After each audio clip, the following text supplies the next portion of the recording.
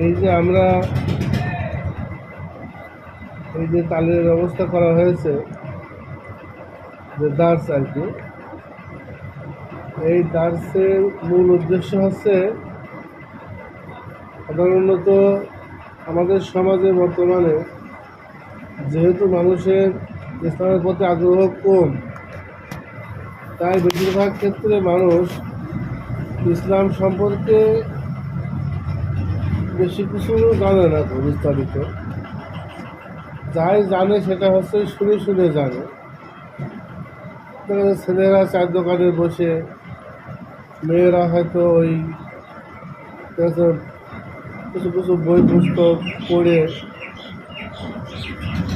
যা জানে সেইটুকুই তারা বলে বেড়ায়।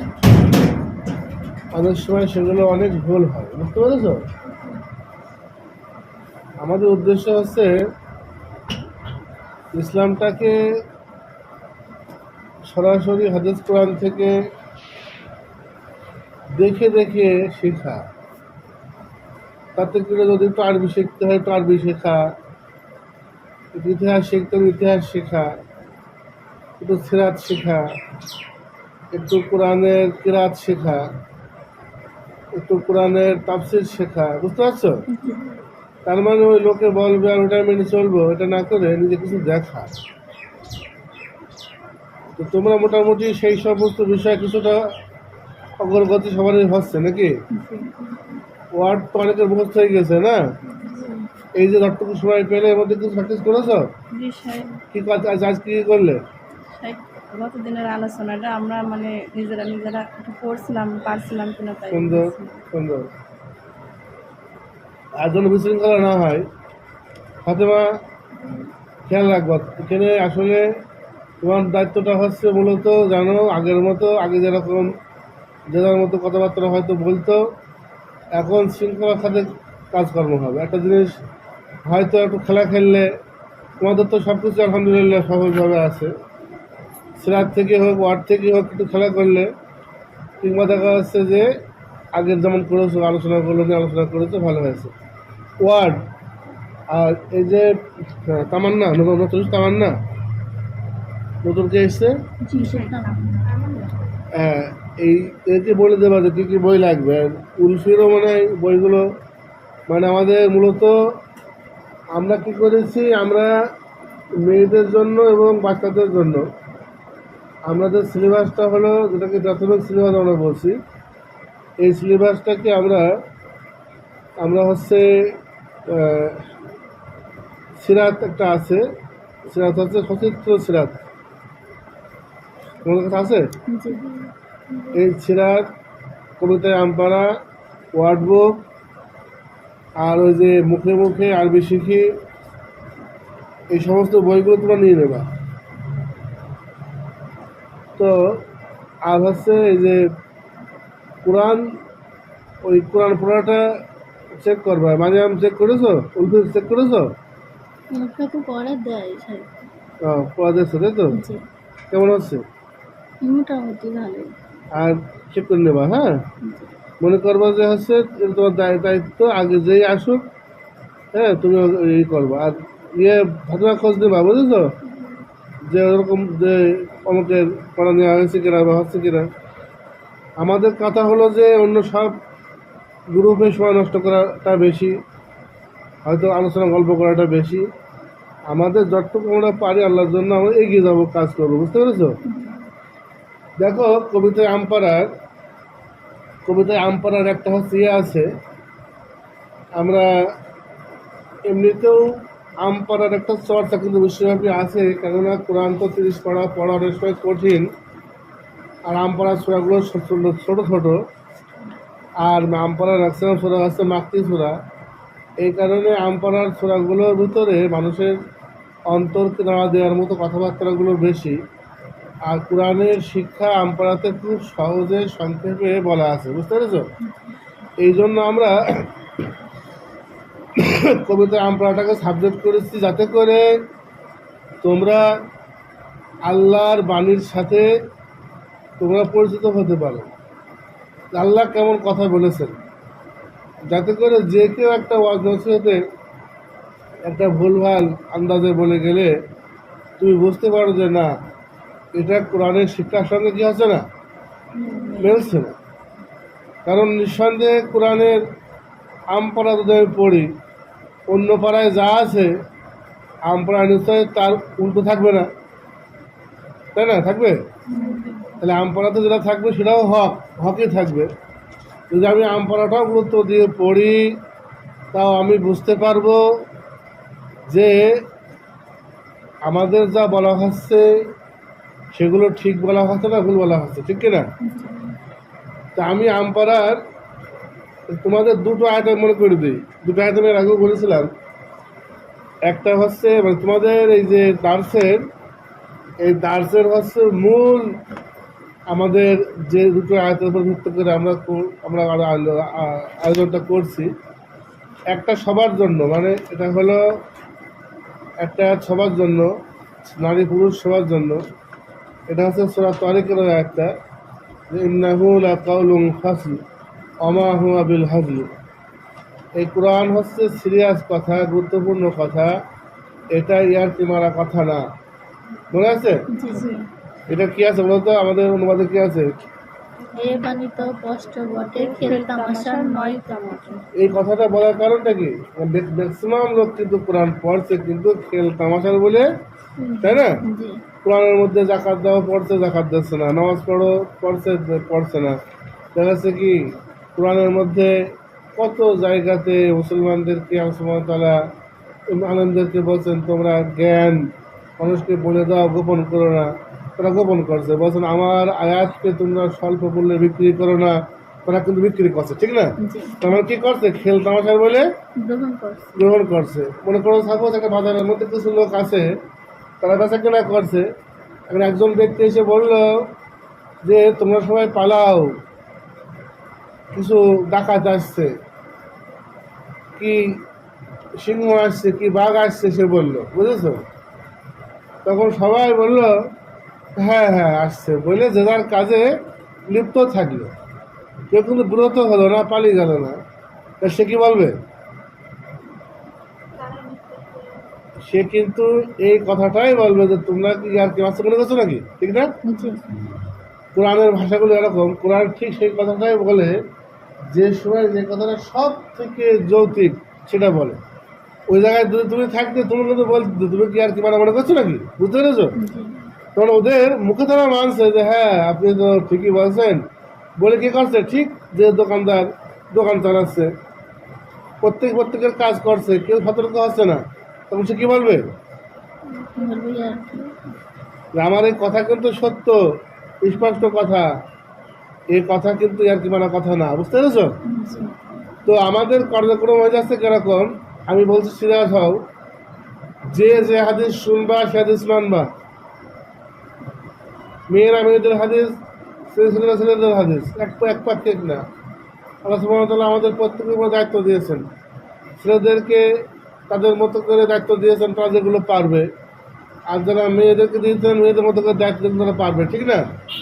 কিন্তু আমরা এই যে দায়িত্বগুলো তোমাদের জন্য হচ্ছে, এখানে বেশিরভাগ আলোচনা হবে কিসের? মেয়েদের, ঠিক না? যেন মনে করো না যে সাইকেলে মেয়েদের উপরই চাপে দেয়। আমি তো সারা জীবন ছেলেদের উপরেই ওয়াজ করি, সেখানে আমি তো হাদিস বলি কাদের হক, আমি সেখানে বলি কোন হাদিস? সেখানে বলে কি হাদিস?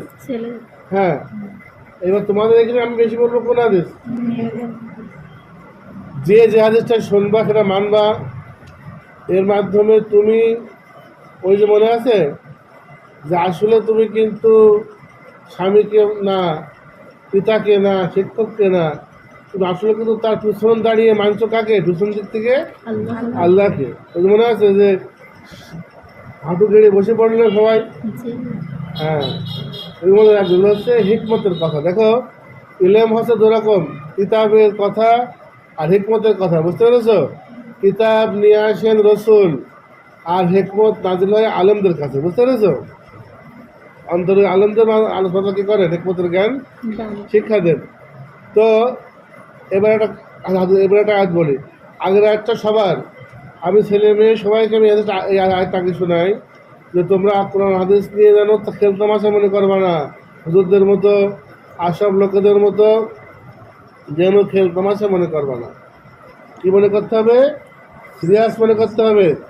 আমাদের যে আশপাশে যে সমস্ত লোকজন আছে, ওদের দেখে কি মনে হয় যে আদৌ এদের সামনে হিসাব আছে, রান্নাম আছে, রান্নাত আছে, মনে হয়? একদিন আমি আমার স্ত্রীকে জিজ্ঞাসা করছি যে তুমি বিয়ের আগে কেমন কেমন মানে মনে করতে, বা কেমন ইসলাম ইসলাম কেন মনে করতে? তো আমাকে বলছে কেমন মনে করব, সবাই যা মনে করে তাই মনে করতাম, যে কোনো জান্নাত জাহান্নাম নেই। তাই বলছে আশ্চর্য কথা, সবাই সবাই কি তাই মনে করে নাকি? তখন কথা দেখি তাই মনে হয়, মানে সে তো কোনো মাদ্রাসায় যায়নি, সে তো কোনো বড় জায়গায় যায়নি। মাদ্রাসায় গেলে পরে কী করে জানো? ভান করা শিখে ফেলে, বুঝেছো? যে আমি বিরাট গুরুত্ব দিচ্ছি না, ওটা ভান করা শিখে ফেলে।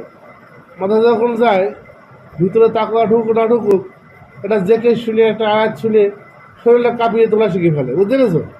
কিন্তু আর সাধারণ মানুষ কি, সে কিন্তু আসলে তার অন্তরে যা আছে সেটা বলে ফেলে, ঠিক না? জি।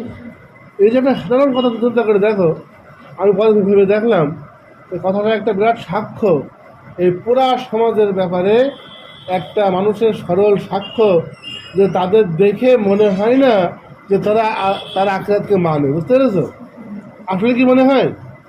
এই যে যারা বক্তা, এই যে ওয়াইজেন, এই যে যেমন হুজুররা যেভাবে টাকাগুলো খাচ্ছে, আর যেভাবে করে মানে 5, 10, 30, 50 যা পাচ্ছে খাচ্ছে, লাউ কুমড়ো কাঁঠাল যেভাবে খেয়ে যাচ্ছে, এদের কার্যক্রম দেখে একবারে মনে হচ্ছে যে এরা আল্লাহকে ভয় করে, এদের জান্নাত বলে কোনো বিশ্বাস আছে।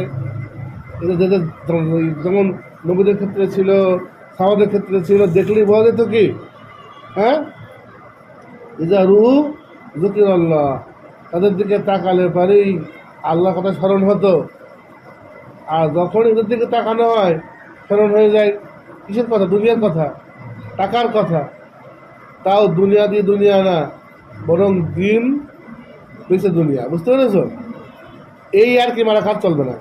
প্রথম কথা হচ্ছে, যদি আমাদের এই কি সমস্ত ক্লাসে হতে হয়, যদি আমাদের দাস করতে হয়, যদি আমাদের হচ্ছে, যদি আমাদের করতে হয়, আমাদের প্রথম শর্ত কি?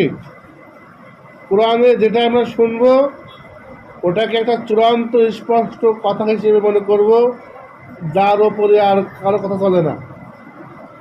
যেটা শুনবো তার উপরে পিতা মাতা সমাজ রাষ্ট্র কারো কথা আর চলবে না, বরং কোরআনের কথাই, আল্লাহর কথাই চূড়ান্ত কথা, স্পষ্ট কথা, বুঝতে পেরেছ? ইন্নাহু লাকাউলুন ফাসল, এটা হলো কি? এটা আমরা পারবো আমাকে পারবো?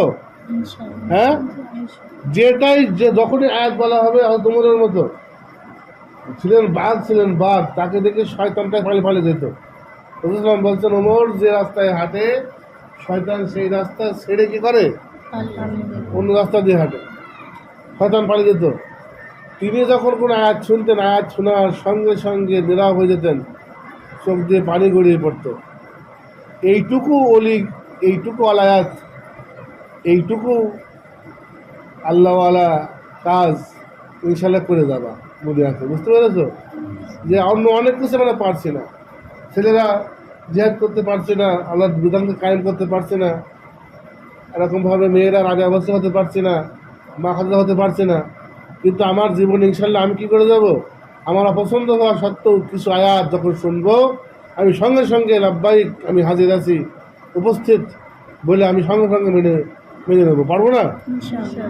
এইটা হচ্ছে আমাদের প্রথম দাওয়াত। ইন্নাহু লাকাউলুন ফাসল ওয়া মা হুয়া বিল হাজল, এ বাণী তো কষ্ট বটে, খেল তামাশার নয় তা মোটে। এইটা দিয়ে এখান থেকে নিজের পার্থক্য করো, দেখবো যে পার্থক্য হয়ে যাবে সমস্ত সমাজের লোকেদের সাথে, পার্থক্য হয়ে যাবে এমনকি বিরাট বুজুর্গ দাবি করা খাস পর্দা, পাঁচ পর্দার লোকদের সাথে কী হয়ে যাবে, দেখা পার্থক্য হয়ে যাবে। এদিকে বিরাট পর্দা গোজারি করছে, ওদিকে দেখা যাচ্ছে ঠিক খাওয়ার সময় ঠিকই কী করছে, খেয়ে ফেলছে, ত্যাগ করতে পারছে না, বুঝতে পেরেছ?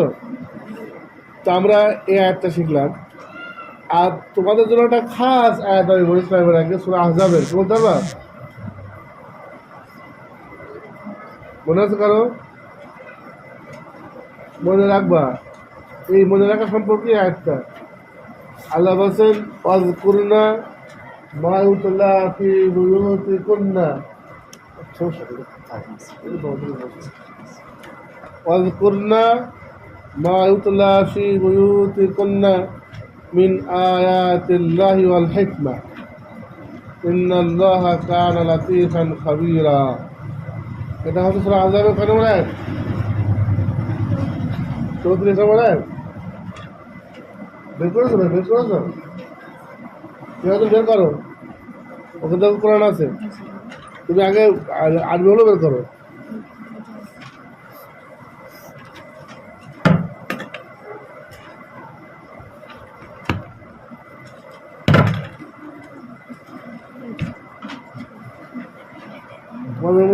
তোমাদের মধ্যে কেউ হাফেজা, কেউ কেউ কি হাফেজা আছো? হাফেজা আমরা নিয়ে না আমাদের। হ্যাঁ, 34 নম্বর আয়াত। আল্লাহ বলছেন যে খেয়াল করো, শুনছ? জি, ওয়াজকুরনা মানে কি? স্মরণ করো। হ্যাঁ, মেয়েদের বলছেন, তাই না? এটা হচ্ছে আমলের শেখা, ঠিক না? তোমরা কি করো? স্মরণ করো, এখানে অর্থ হবে মনে রাখো। কি অর্থ হবে? মনে রাখো। হ্যাঁ, মানে স্মরণে রেখো, হচ্ছে না? জি, মানে স্মরণে রাখবা, মানে ভুলে যাবা না। মা ইউতলা যা তেলাওয়াত করা হয়, ফি বুয়ুতিকুন্না তোমাদের বাড়িতে যা তেলাওয়াত করা হয়, মিন আয়াতিল্লাহি আল্লাহর আয়াত থেকে, ওয়াল হিকমাতি এবং হিকমত থেকে, তোমাদের বাড়িতে যে সমস্ত আয়াত এবং হিকমতের কথা তেলাওয়াত করা হয়, পাঠ করা হয়, এগুলো মনে রাখবা। নিঃসন্দেহে আল্লাহ সূক্ষ্মদর্শী, সর্ববিষয়ে অভিজ্ঞ। তারপরে আল্লাহর আয়াত যদি কেউ স্মরণ রাখে, তাহলে সে যে কোনো একটা সমস্যার বিষয়ে সঠিক পথটা পেয়ে যাবে, কেননা আল্লাহ সর্বজ্ঞ, সূক্ষ্মদর্শী। বুঝতে পেরেছ? জি, তাহলে আমাদের কি করতে হবে? মানে আল্লাহ সুবহানাহু ওয়া তাআলার যে কোনো আয়াত যখনই পাঠ করা হবে, তোমার একটা সৌভাগ্য হয়ে গেল যে তুমি শুনে ফেললে, অর্থটা বুঝে ফেললে, তুমি একটা বিরাট নিয়ামত পেয়ে গেলে। ওই নিয়ামতটা ভুলে গিয়ে ফেলে দিয়ে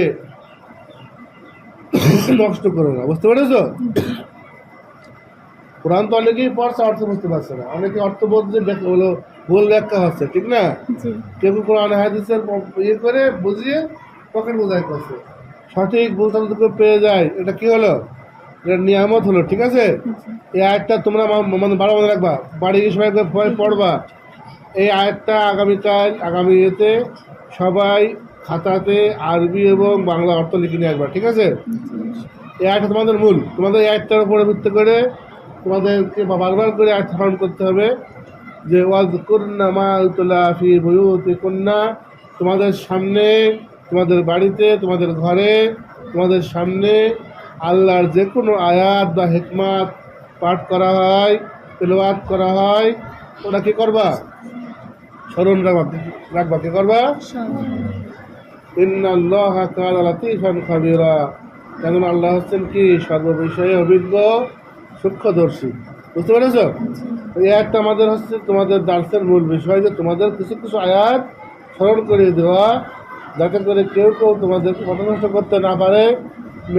মেয়েদের দেখা যাচ্ছে আবেগ বেশি হয়, মেয়েদের আবেগকে কাজে লাগিয়ে দেখা যাচ্ছে কিছু খাদক লোক সারা জীবন খেয়ে দিতে না পারে, যাতে করে তোমাদের মধ্যে কিছু কিছু ইতিহাসের কাহিনী, কিছু সিরাতের কাহিনী, কিছু আরবি, কিছু কিছু কোরআনের আয়াত, কিছু হাদিস যাতে থাকে, যেটার উপরে ভিত্তি করে তোমরা সঠিকভাবে চলতে পারো। বুঝতে পেরেছ? এই জন্য আরবি ক্লাস যেটা হয়, এখানে মুখোমুখি আরবি শিখি কি করানো হয়? হ্যাঁ, মুখে আরবি শিখি ক্লাসটা হচ্ছে, এটা করতে হবে পরে আস্তে আস্তে। আর মিজানের ক্লাস হয়, তাই না? মিজানের ক্লাসে কি ওই খালি কি বাচ্চারাই পড়ে নাকি বড়রা কেউ পড়ে? আচ্ছা, বিশেষ করে যে তামান্না মনে হয় মাদ্রাসায় পড়তো, পড়তে মাথায় পড়তে মিজান কতদূর কি জানো? নাগামির তো পড়িয়েছে ওরা, মিজান শিখিয়েছে তো পুরা শিখিয়েছে। বলো তো ওয়াজ করলে এটা কোন থেকে বলো তো?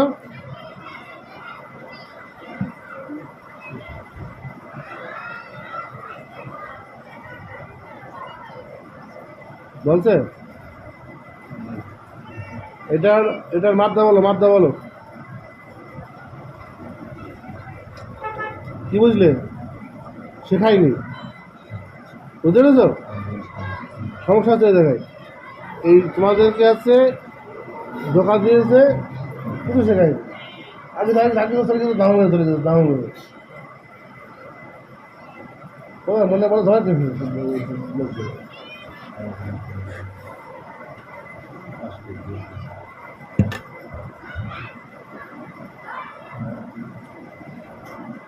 শিখতে হবে, বুঝেছো? মানে এরা হচ্ছে ফাঁকি দিয়ে শেখায়।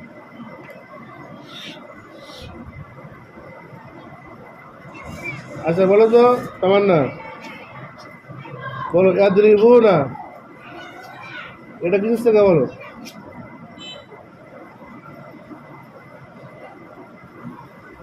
যাই হোক, বুঝানটা আরেকবার করে ই করবা, ফাতেমা দেখাবা, ঠিক আছে? দেখবা কতদূর পারলে সেটা ভালো, না পারলে সেরকম শিখিয়ে দেবা। হচ্ছে কম বেশি আমাদের দেখো, এই যে একটুখানি যদি আমরা জানতে যে এই যে ওয়াজ করুন না মারিয়াম, এটা কোন ছিল বলো তো? হ্যাঁ, এইবার এখান থেকে তুমি এই করো, মোদারি করো। এটা আছে আছে কিসে? আমরে আছে, মোদারি করো, সুন্দর। আর ইয়ে করো, আছে মাটি করো, বাহ।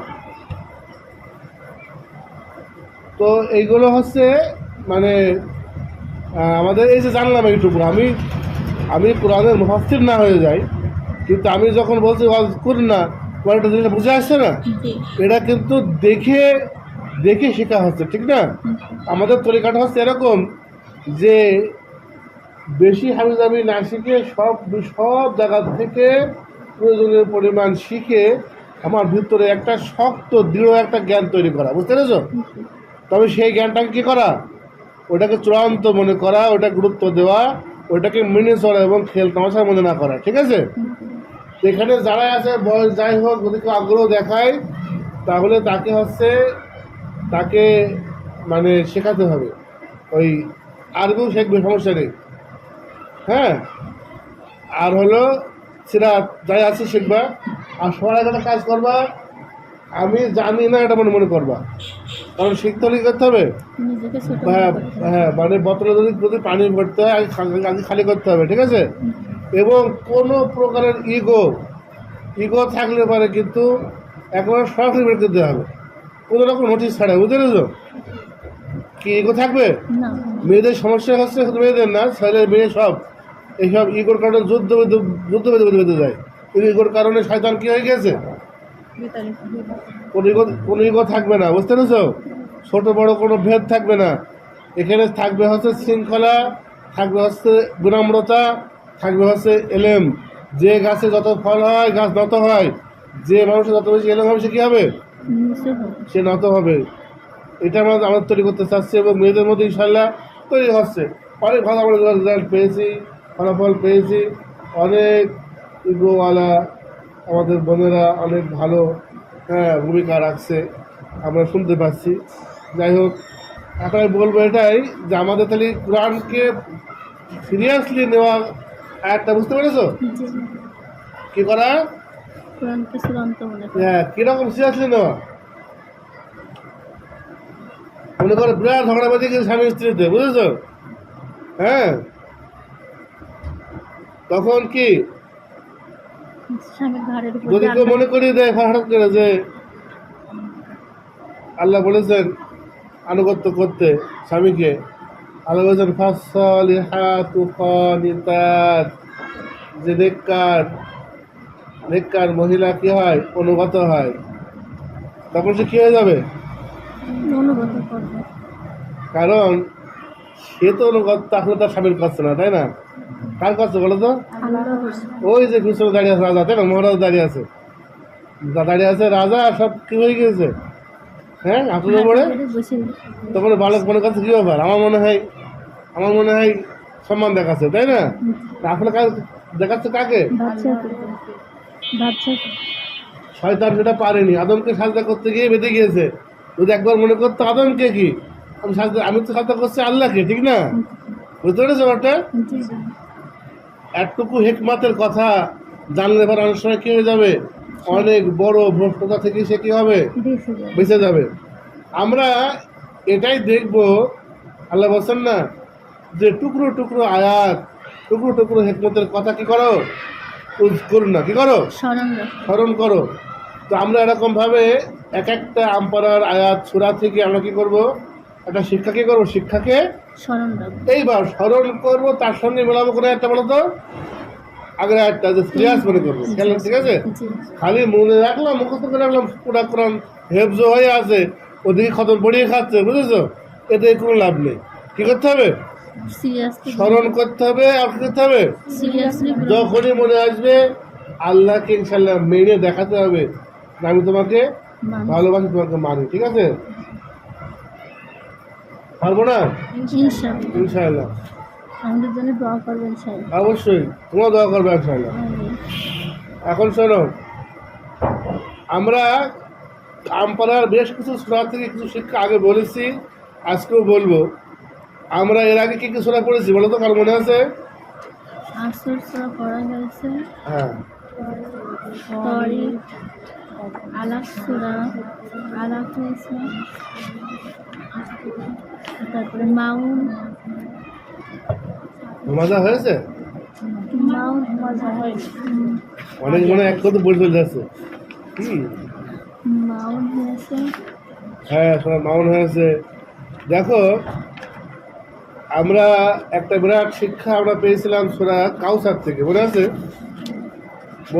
বলো তো কাউসারের শিক্ষাটা কি ছিল?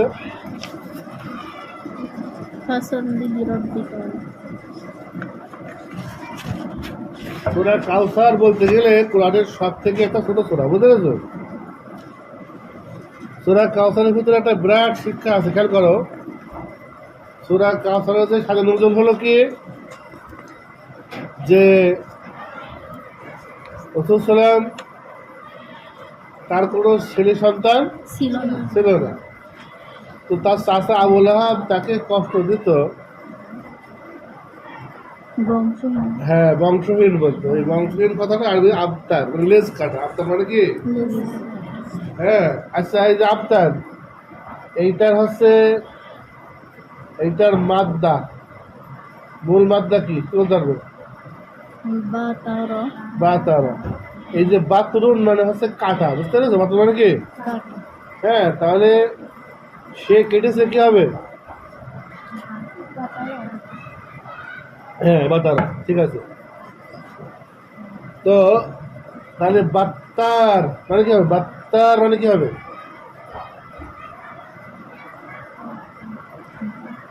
বাত্তার নিজেকে কাটা না। আচ্ছা, এটা ওজনটা কি, অথবা ওজনটা কিসের?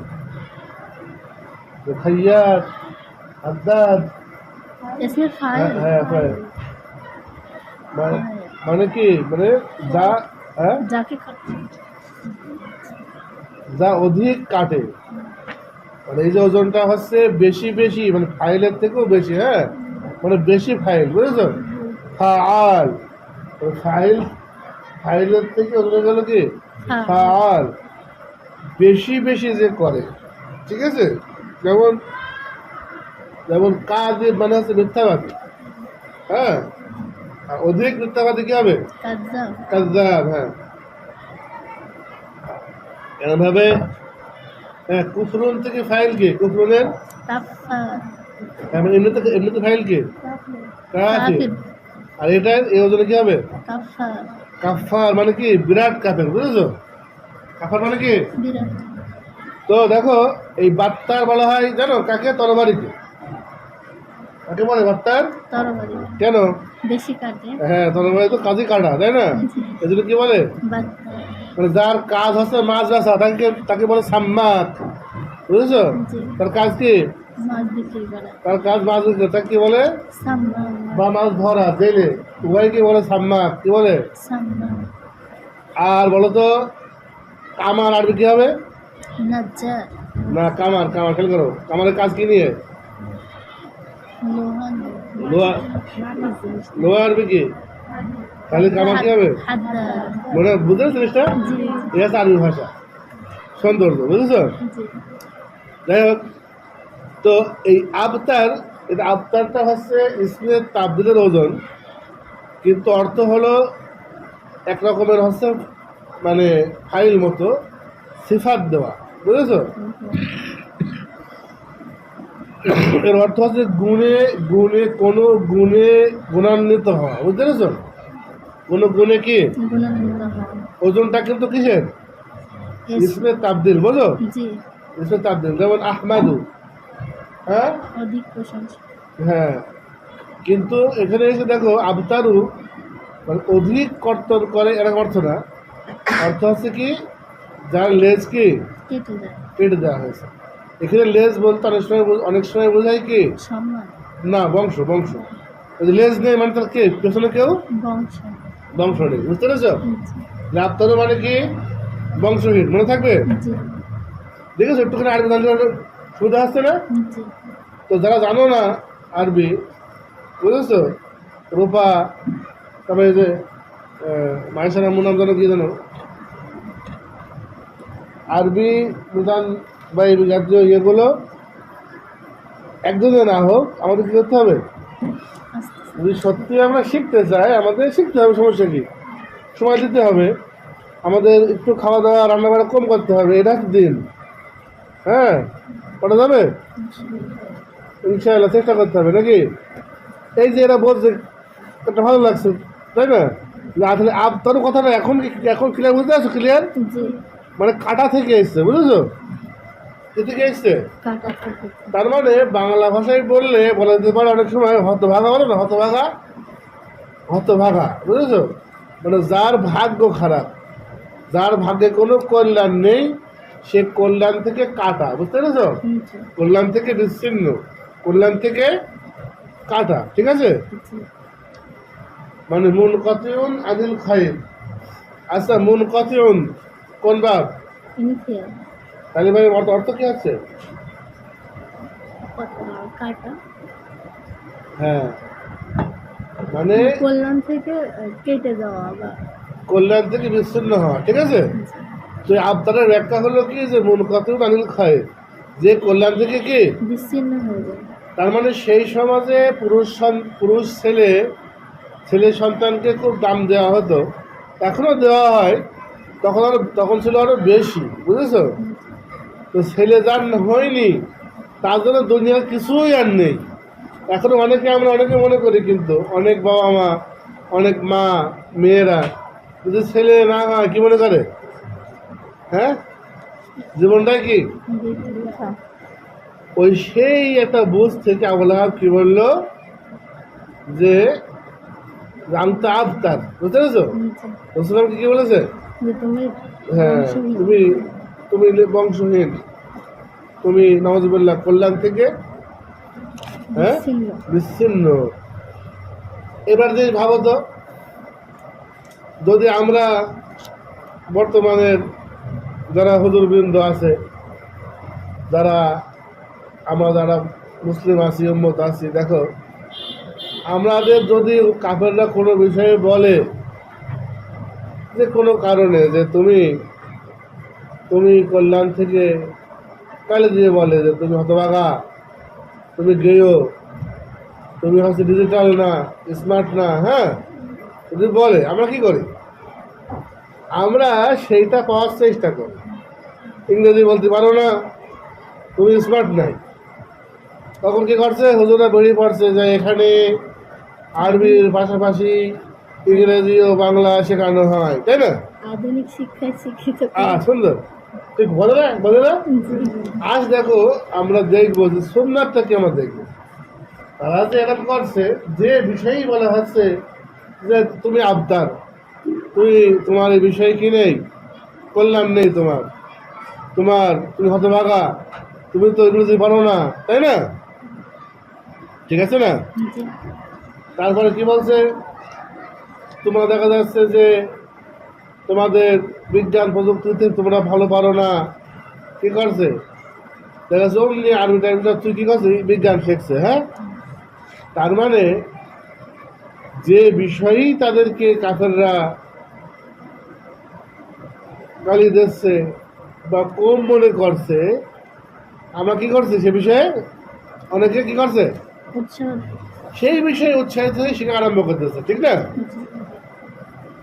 আর কাফেররা কি বললো, তোমার সন্তান নেই, ছেলে নেই, তাহলে তুমি কি? বংশ। তখন আল্লাহ নাযিল করলেন সূরা কাউসার, তাই না? খেয়াল করো, তিনি তো বলতেই পারতেন যে তোমাকে 10টা সন্তান দেবো, আমি বলতে পারতেন না? জি।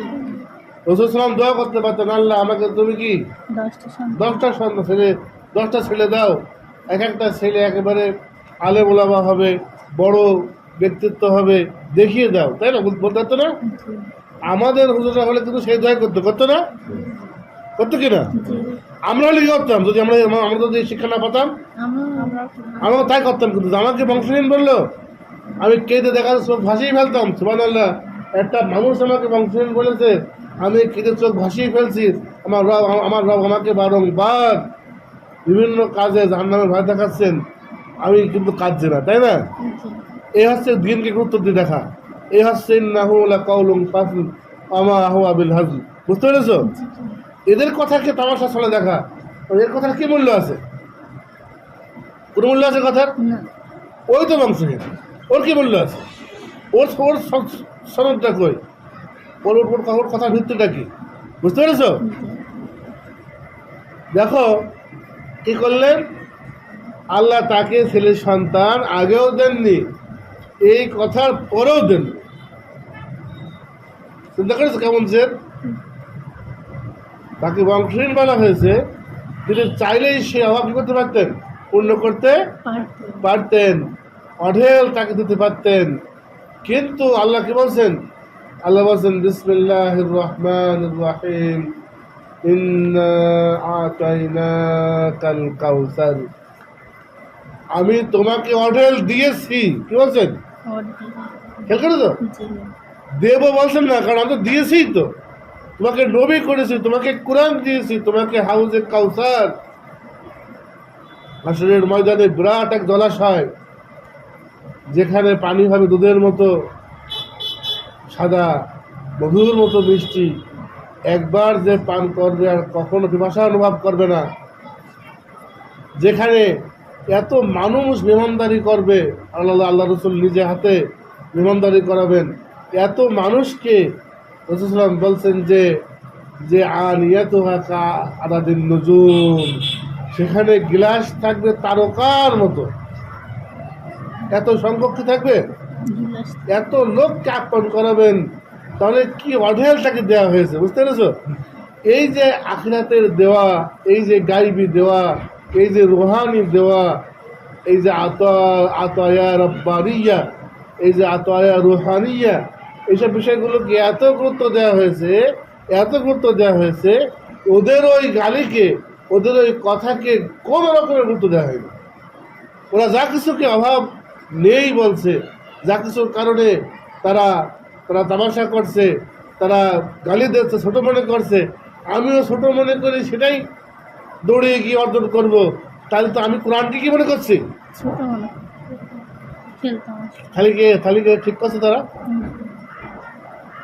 এই যে বললাম যে ওরা একটা তরিকা গ্রহণ করেছে, ওই তরিকাটা সঠিক না ভুল বুঝতে হলে পারে আমাকে ঘুরে আসতে হবে কোথায়, কোরআনের কাছে।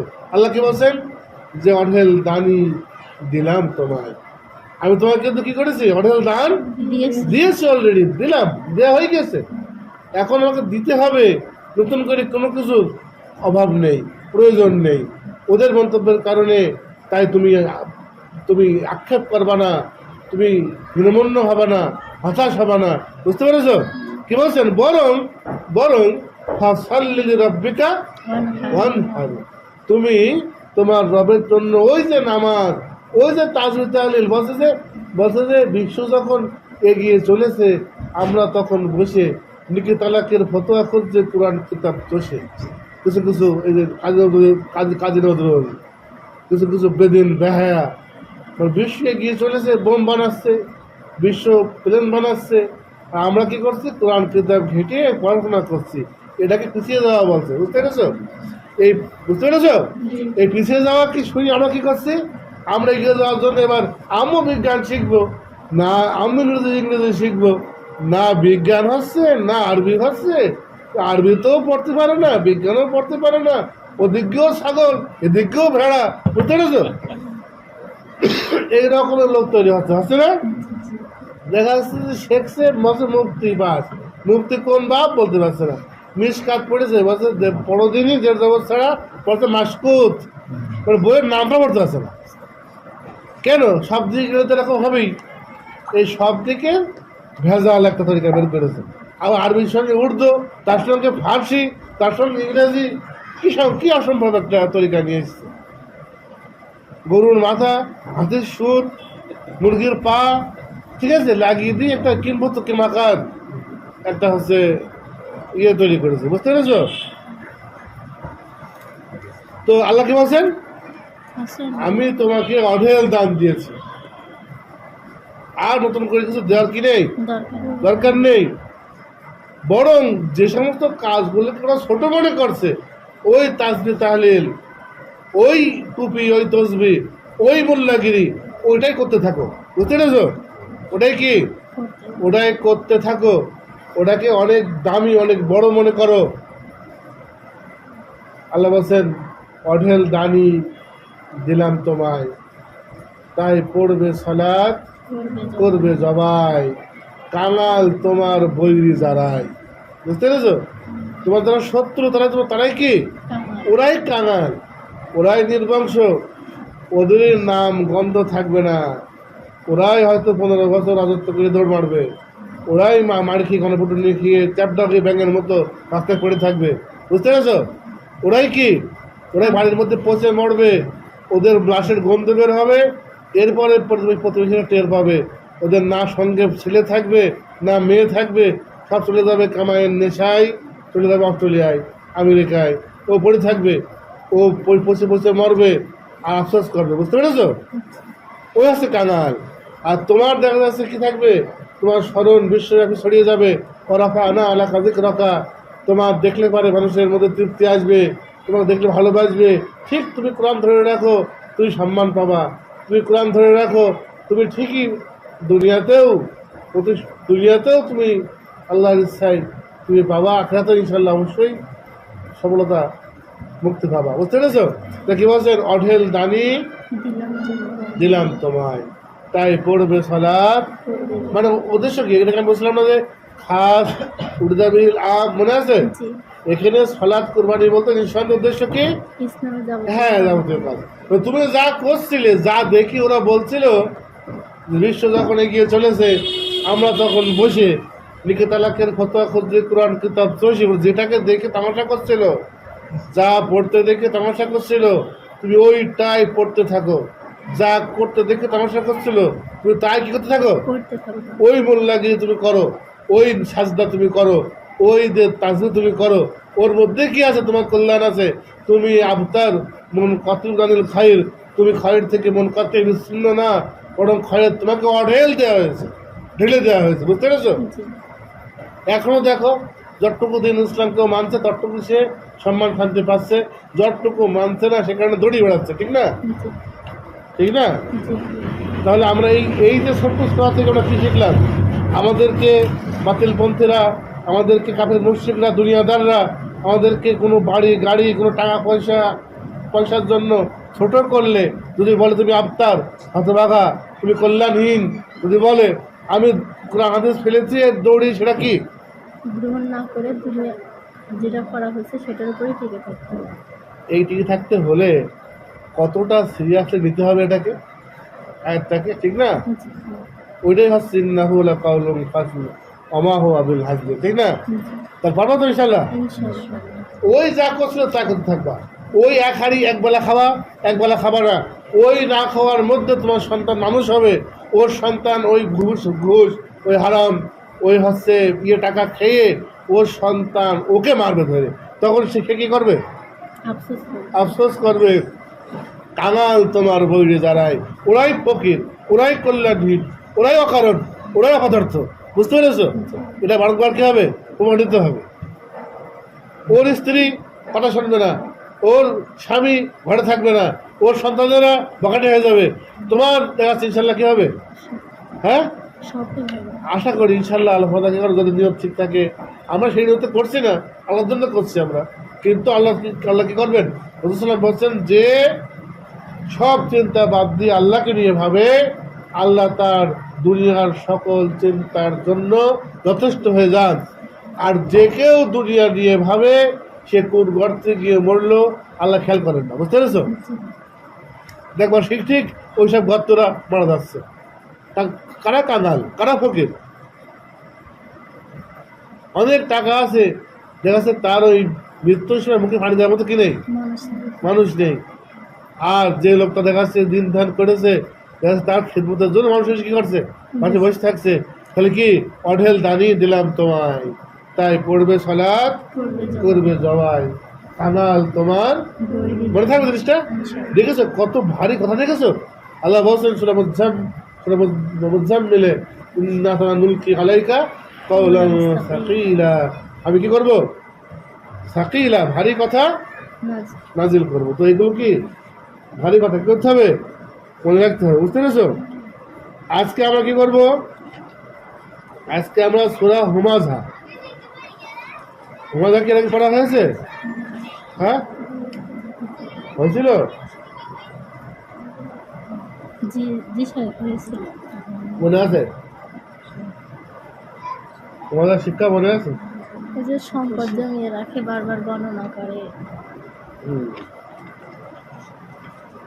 আরেকবার পড়ি, তাই না? জি।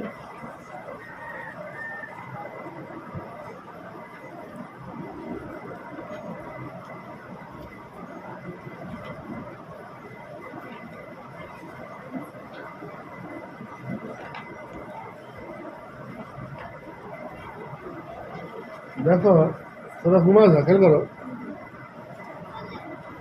সূরা হুমাযাতে একটা খুবই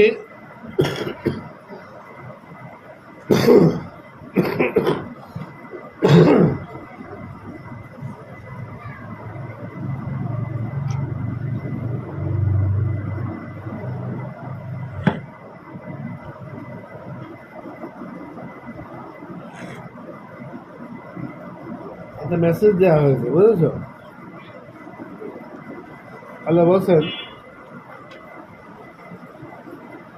বিসমিল্লাহির রহমানির রহিম, ওয়াইলুল লিকুল্লি হুমাযাতিল লুমাযা। দেখো এই যে মাদ্দা, এই যে মানে হা মিম সা, মানে এই যে হামজুন লামজুন গমজুন, হ্যাঁ, মানে মনে থাকবে, মানে এই যে হা দিয়ে লাম দিয়ে আর গইন, মানে হামাজা লামাজা গমাজা, বুঝেছো? এই তিনটেরই অর্থ একটাই হচ্ছে খোঁচা মারা। কি করা? মানে প্রথমত ঠিক বাংলার মতো, প্রথমত আঙুল দিয়ে খোঁচা মারা, বুঝেছো? মনে করো যে কাঁঠাল কিংবা তরমুজ এই পেকেছে কিনা দেখার জন্য কি করে? খোঁচা মারা, যে পেকে গেলে দেখা যাচ্ছে আঙুল চলে যায়, বুঝেছো? তো এই যে খোঁচা মারাটা হচ্ছে এই হামাজা লামাজা গমাজা, বুঝেছো? এগুলো সবই হচ্ছে খোঁচা মারা। তো এখানে ঠিক আঙুল দিয়ে খোঁচা মারার উদ্দেশ্য না, এখানে কি উদ্দেশ্য? হ্যাঁ, কথা দিয়ে খোঁচা মারা, এটা মাজাজ দুপক অর্থ, বুঝেছো? বাংলায় কিন্তু বলে খোঁচা মেরে কথা বলছে, বলে খোঁচা মেরে কথা বলছে। আরবিতেও শব্দটা কিন্তু আঙুল দিয়ে খোঁচা মারাটা কথা দিয়ে খোঁচা মারা অর্থেও ব্যবহৃত হয়। আল্লাহ বলছেন যে ধ্বংস, ওয়াইল মানে ধ্বংস, ওয়াইলুন মানে কি? ওয়াইলুন মানে হচ্ছে ধ্বংস। তো তার জন্যে ধ্বংস, হ্যাঁ, প্রত্যেক ওই ব্যক্তির জন্য ধ্বংস যে মানুষকে কি করে খোঁচা মেরে কথা বলে। আল্লাযী জামা মালাহু আদ্দাদা, যে কি করে, যে সম্পদ গনে জমা করে আর গনে, সম্পদ কি করে জমা করে আর গনে। সমাজা কি হয়েছিল এর আগে? হয়নি মনে হয় নাকি? আমার তো মনে পড়ছে না। এই এলো একটা চেয়ারের মধ্যে নিয়ে চেয়ার বসতে কষ্ট হচ্ছে, বুঝতে পেরেছ? তোমাদের কারো কারো কি, সবাই কি শুনতে পাচ্ছ? মানে লম্বা হয়ে যাচ্ছে নাকি, মানে কষ্ট হয়ে যাচ্ছে নাকি? মত করে দেবো?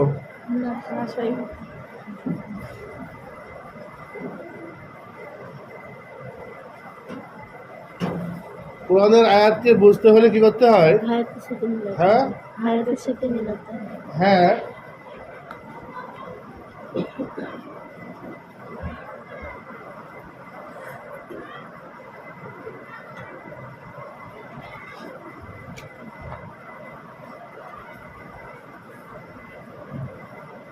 দেখো আমরা এখানে অনুবাদ করেছি কি,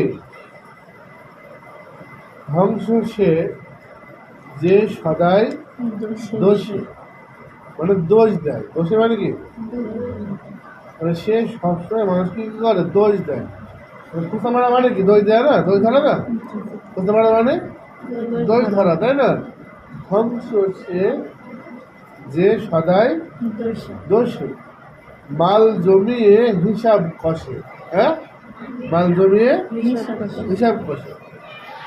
এখানে দুটো প্রশ্ন খেয়াল করো, কারণ বুঝতে হতে পারে এই প্রশ্ন তৈরি করতে হবে। প্রশ্ন বুঝেছো, করতে হবে। মানে আমরা এই প্রশ্নগুলো কারণ ইস্কাল বলা হয়। কি বলা হয়? কোন বাব?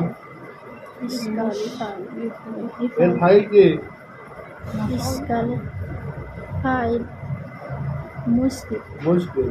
মুশকিল মানে কি? হ্যাঁ, মনে এবার বোঝা যাচ্ছে? মুশকিল মানে বাংলাতে তো বোঝা যাচ্ছে। মুশকিল মানে কি? সমস্যা। মুশকিল মানে কি? ইস্কাল মানে কি? সমস্যা। সমস্যা মনে হওয়া, বুঝতে পেরেছো? কি হওয়া? মানে কোনো একটা জায়গাকে বুঝতে না পারা, কোনো একটা জায়গায় বুঝতে সমস্যা হলে ওটাকে কি বলা হয়? ইস্কাল বলা হয়। মনে থাকবে? বুঝতে মুশকিল হলে ওটা কি বলে? হ্যাঁ। এখন এসো, এখানে আমাকে দুটো জিনিস আমার এখানে প্রশ্ন। একটা হলো কি, দেখো এটা তো ঠিক যে কিছু লোক অবশ্যই এরকম আছে যারা মানুষকে খোঁচা মারে, দোষ ধরে, তো আছে, তাই না? বা এটা কোনো ইস্কাল নেই, কোনো এটা কোনো ইস্কাল আছে নাকি? এরকম লোক নেই যারা মানুষ কি করে, দোষারোপ করে, তাই না? এই বিষয়ে কোনো প্রশ্ন আছে? তো আছে এরকম লোক, তাই না? কোনো প্রশ্ন নেই, ঠিক না? কিন্তু প্রশ্ন হলো, আল্লাহ বলছেন যে মাল জমিয়ে হিসাব কষে। যে মাল জমি কি করে? আচ্ছা, যে ব্যক্তি মাল সঞ্চয় করে, জমা করে, হিসাব কষে, সেই ব্যক্তির সাথে খোঁচা মারা সম্পর্কটা কি? মানুষকে দোষ ধরা বা খোঁচা মারা, এর সাথে মাল জমিয়ে হিসাব কষার সম্পর্কটা কি? একটা প্রশ্ন না? সবাই বুঝতে পেরেছে? কেন বলা হচ্ছে যে ধ্বংস সে যে সদাই দোষে মাল জমিয়ে তো মাল জমিয়ে যে হিসাব কষে, তার সাথে সদাই দোষে এর সম্পর্কটা কি? একটা প্রশ্ন। একটা প্রশ্ন না? আর একটা প্রশ্ন করে আছে, কি করতে পারবা? চিন্তা করো তো, এই যে এই দুই লাইনের মধ্যে আর একটা প্রশ্ন করা যায়, পারবা ফাতেমা?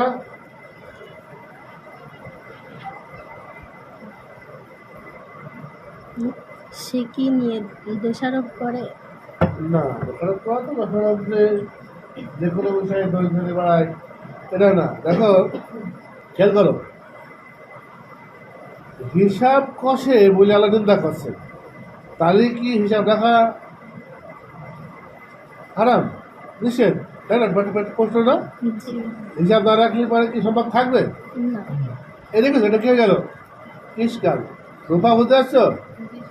কি বুঝলে? কোরআন খালি পড়লে হবে না, কি করতে হবে?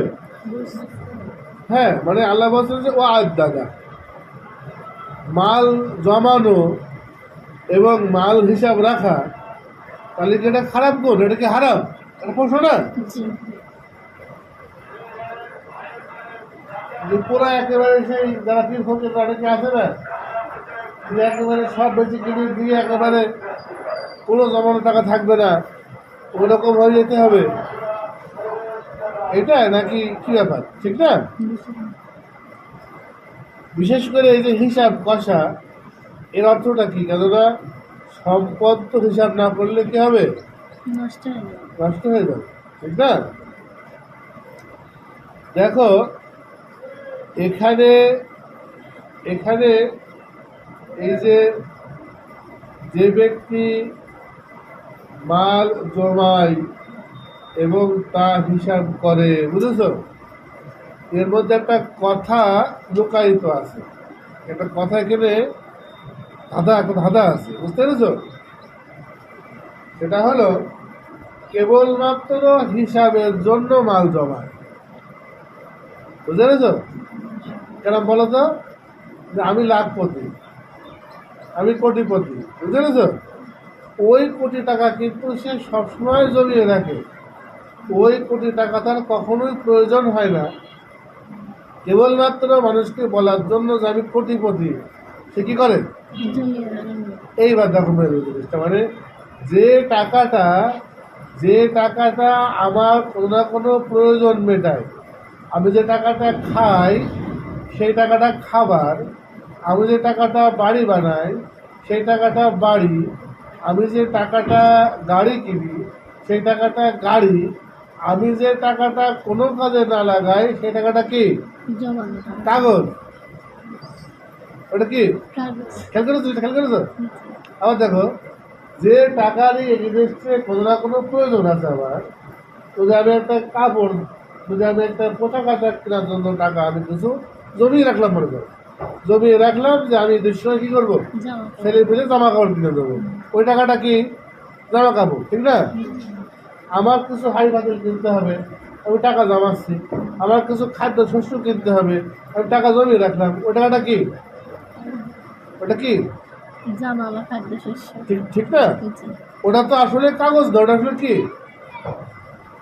যেই টাকাটার আমার জীবনে আমার হায়াতে কোনো প্রয়োজন নেই, ওই টাকাটা আমি ব্যাংকে কিংবা একটা থলেতে কিংবা একটা ট্যাঙ্কারে আমি জমা করে রাখছি কেবল এর জন্য যে আমি অমুকের কয় টাকা, অমুকের লাখ টাকা, আমার কয় টাকা, আমার কোটি টাকা, এই যে হিসাবের জন্য যেটা আমি রাখছি, এই টাকাটা কি বলতো? কাগজ। কাগজ।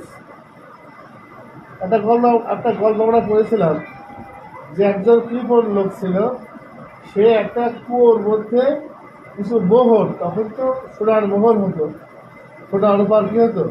মোহর হতো। ওই পাথরের মতো মতো সোনা, সোনার সোনার টুকরো, রূপর টুকরো, এরকম একটা একটা হচ্ছে কিসে, একটা থলের মধ্যে রেখে কি করেছে, একটা মানে বাক্সের মধ্যে ছুঁয়ে দিয়েছে।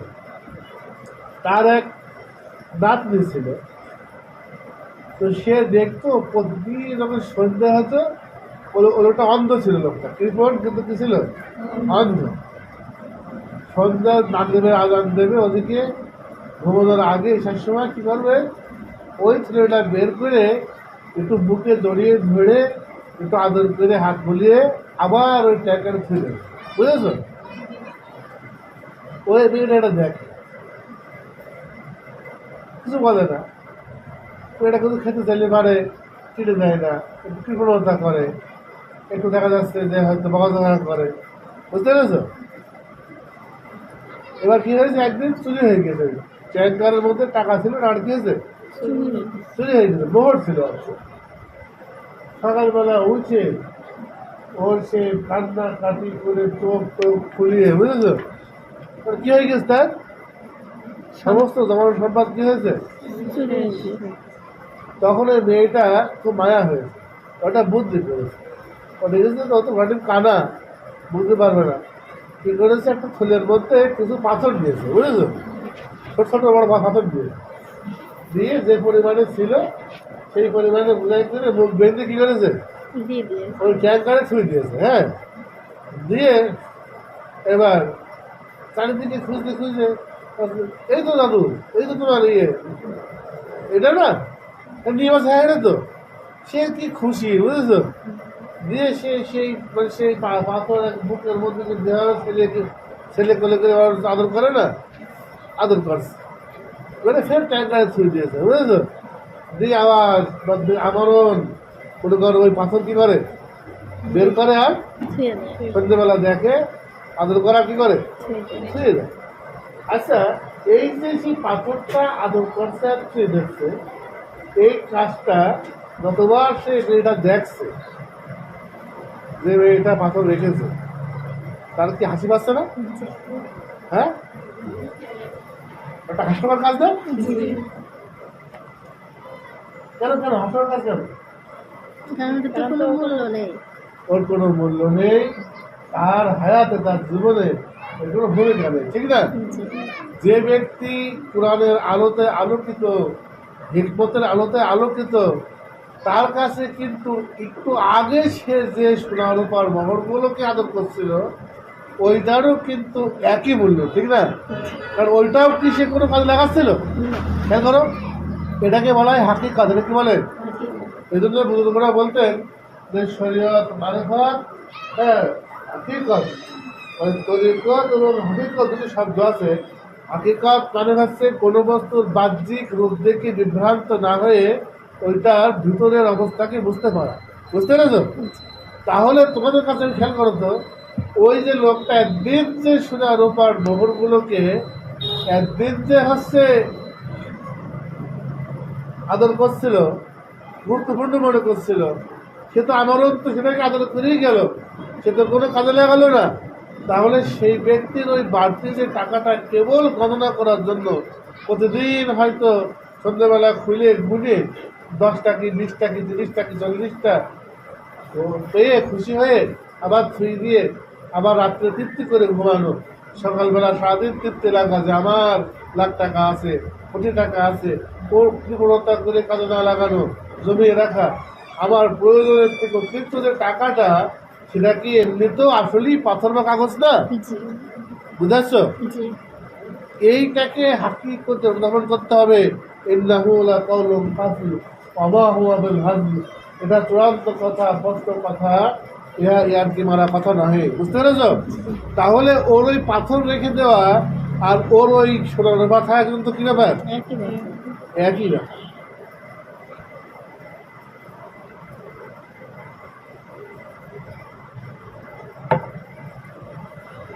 তাহলে এই আয়াতে জামা মালাহু আদাদা, সে যে সম্পদ জমায় আর গনে, বোঝা যাচ্ছে আসলে কোনো প্রয়োজনে কাজে লাগানোর জন্য না, বরং অতিরিক্ত ভালোবাসে বুকে জড়িয়ে ধরে ওই ইটকে পাথরকে আদর করার মতো, ওই কাগজকে আদর করার মতো সেই সম্পদকে আদর করে তৃপ্ত হয়। এইরকম সে বিকারগ্রস্ত পাগল, এরকম সে মস্তিষ্ক বিকৃত লোক, বুঝতে পেরেছো? এদেরকে বোঝানো হচ্ছে, বোঝা যাচ্ছে এখানে জি। প্রয়োজনীয় যে টাকাটা আমার দরকার, যে টাকাটা আমার পোশাক, যে টাকাটা আমার খাবার, যে টাকাটা আমার সন্তানদের মুখের মানে খাবার, যে টাকাটা আমার বাড়িঘর, যে টাকাটা আমার অপচয় না, আমার বিলাসিতা না, আমার প্রয়োজন, ওই টাকাটা কিন্তু অর্জন করাটা ফরজ, দরকারি। এবং ওই টাকাটা সেভ করার জন্য গুণাটাও ফরজ, বুঝতে পেরেছো? জি। বোঝা যাচ্ছে? জি। হাদিসে এসছে, হাদিস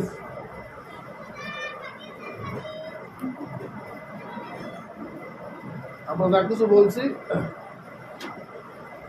যা কিছু বললাম, এই যে বাড়তি কি বললাম, যে প্রয়োজন থেকে কি, প্রয়োজন থেকে বাট প্রয়োজন থেকে বাড়তি, হ্যাঁ, হতে পারে আমার প্রয়োজনটা এখন না, আর প্রয়োজনটা 1 বছর পরে, তাই আমি জমাচ্ছি, তাও সেটা প্রয়োজন, ঠিক আছে। জি কিন্তু আমার যে প্রয়োজনটা হচ্ছে আমার শূন্য, প্রয়োজন নেই, কিংবা যে প্রয়োজনটা হচ্ছে আমার বাড়াবাড়ি, যেমন নাচ ছেলে কী খাবে, বুঝতে পেরেছো? উনি এখন চিন্তা করছে জমাচ্ছে কি মনে করে, যে 14 গোষ্ঠী কি খাবে সেটা সব কি করছে, কিন্তু জমাস তার থেকেও বেশি। সেই দেখা যাচ্ছে যে কোটির পর কোটি টাকা সুইস ব্যাংকে জমা করছে, কানাডাতে 180টা বাড়ি কিনছে, মানে তার তার প্রয়োজন তো প্রয়োজনই, তার মানে পুরো কোপকে ছাড়িয়ে আকাশ ছড়িয়ে যাচ্ছে, বুঝতে পেরেছো? ঠিক আছে, জি তো এটা কি হবে, এটা এই যাবে এইটাই নির্দলীয় হবে। এটা কি হবে, যে সে কি করছে, সে নিজের প্রয়োজনকে না, বরং সে কাগজকে, সে কিন্তু আসলে পোশাক কেনা, খাবার কেনা, সে কাগজকে চাচ্ছে, কাগজকে যত্ন করছে, সে কিন্তু পাথরকে যত্ন করছে, এটি কি করছে, যত্ন করছে, ঠিক না? খেয়াল করো,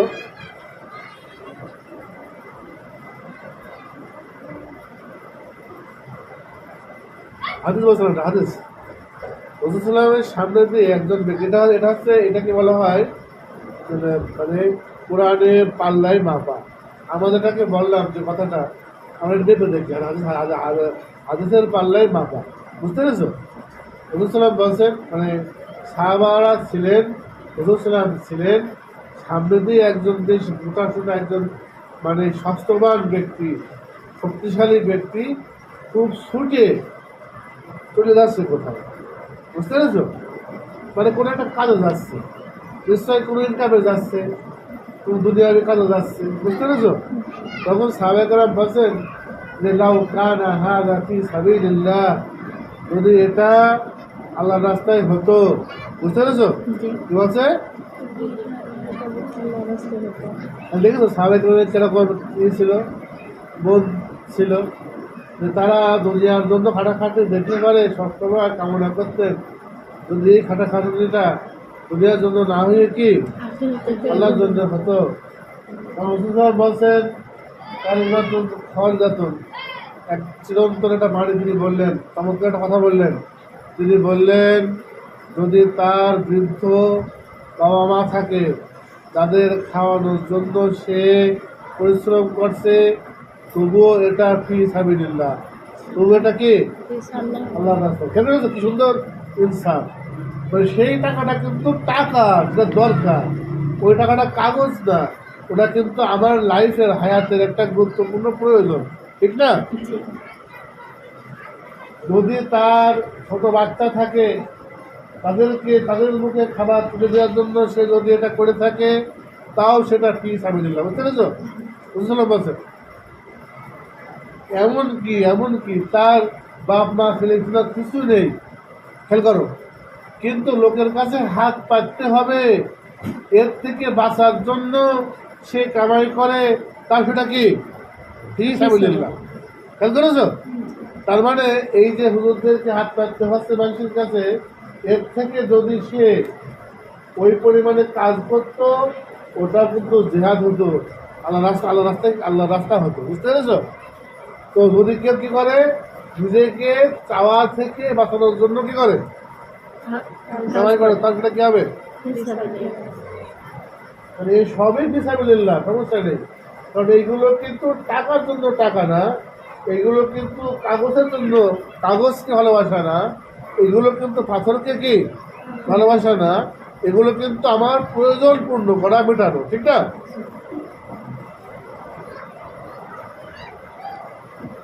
কিন্তু রসুল বলেন যে ওয়ালাইন খারাজা মুসাখিরান ফাহুয়া ফি সাবিলিশ শাইতান, যদি সে বের হয়ে থাকে বেশি থেকে বেশি টাকা করা, খেয়াল করেছো? বেশি থেকে বেশি করা, দেখেছো যে সংখ্যা করা, ঠিক না? জামা মালা হাত দাদা গণনা করার জন্য, যে আমি কোটিপতি, আমি লাখ, বেশি থেকে বেশি ইনকামের জন্য যদি বের হয়ে থাকে, মানে মোফা আখিরান গর্ব করার জন্য, ফখর মানে কি, গর্ব হলো না, ফখর মানে ফখর করার জন্য, গর্ব করার জন্য, ফাহুয়া ফি সাবিলিশ শাইতান। তাহলে কি শয়তানের রাস্তা। হাদিস কি সুন্দর দেখা করে দিলেন। ঠিক ওই যে বুঝটা আমরা পালাম, বুঝটাকে বুঝলাম, জি মানে কেবল গণনা করার জন্য, মানে প্রয়োজন পরিমাণে কামাই করবে, প্রয়োজন পরিমাণে জমা করবে, প্রয়োজন পরিমাণ সম্পদ সে 10 বার গুনবে, গুনে সে সেভ করে রাখবে, সমস্যা না। কিন্তু যেখানে কেবল গোনার জন্যই টাকা, যেখানে কেবল বড় হওয়ার জন্য টাকা, যেখানে কেবল গর্ব প্রকাশের জন্য টাকা, সে জায়গায় কিন্তু এটা কি, এটা হচ্ছে কি সাবিলিশ শাইতান। এটা কি শয়তানের রাস্তা। আদেশ বুঝতে পেরেছ? জি ইন্নাহু লাকাউলুন ফাসিল আমা হুয়া বিল হাজি। এটাকে গুরুত্ব দিয়ে গ্রহণ করো, নিজের লাইফটাকে সাজাও, প্রয়োজন পরিমাণ কামাই জমাই, এটা নিয়ে ভাবো। কিন্তু প্রয়োজনের থেকে আমি যদি বলি খাবো কি, এটা ইসলাম, এটা ভুল না। কিন্তু খাবো কত, এটাই খেয়াল করতে হবে। বুঝতে পেরেছো? খাবো কি ঠিক আছে, কারণ খাবো কি না ভাবলে পারে সে তো ভিক্ষা করবে, চুরি করবে, ঠিক না? কিন্তু কত খাবো, এক ওয়াজে এক রাতে 1 লাখ টাকা করে নিয়ে নিচ্ছি, মানে খাবে কত সে, ঠিক না? কি বুঝতেছ?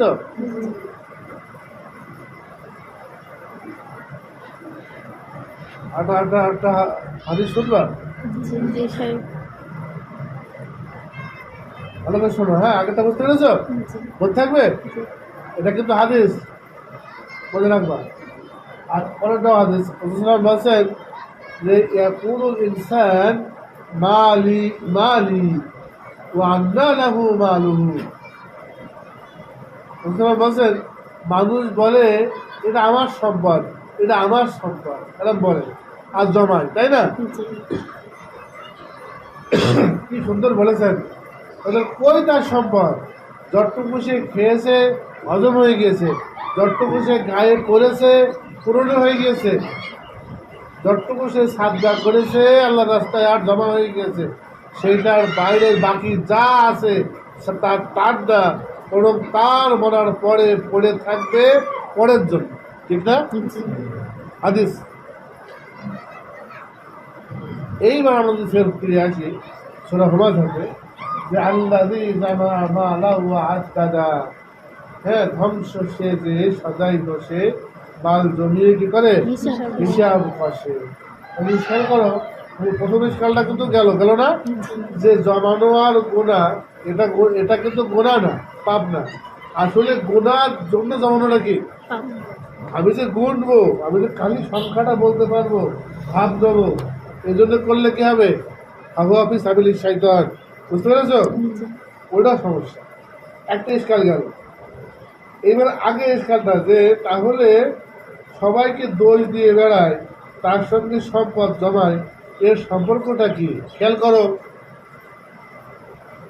ওই যে বৃদ্ধ টাকাটা জমিয়ে রেখেছিল আর খরচ করতো না, এই যে সে খরচ করতো না, জমাতো, এটা সে কিভাবে করতে পারত?